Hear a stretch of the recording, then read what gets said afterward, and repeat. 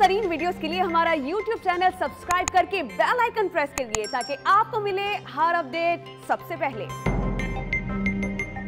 खैबर पख्तूनख्वा में गाड़ी की रजिस्ट्रेशन फीस खत्म करने के लिए कानून में तरमीम लाने की तैयारी कर ली गई है। तरमीम की मंजूरी के बाद गाड़ी की रजिस्ट्रेशन मुफ्त हो सकेगी।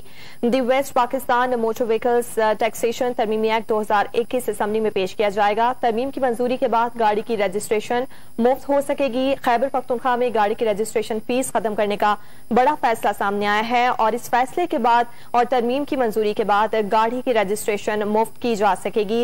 ये बिल असेंबली में पेश किया जाएगा जिसकी मंजूरी के बाद गाड़ियों की रजिस्ट्रेशन मुफ्त हो सकेगी। और इस बिल से मुतालिक आपको ये भी बताएं कि एक्ट 1958 के तहत छोटी गाड़ी पर 2% और बड़ी गाड़ी पर 4% रजिस्ट्रेशन फीस वसूल की जाती है। महकमा एक्साइज का ये भी कहना है कि सूबाई हुकूमत ने बजट में गाड़ियों की रजिस्ट्रेशन खत्म करने का ऐलान किया था, जिसके बाइस अब असेंबली में ये बिल पेश किया जाएगा।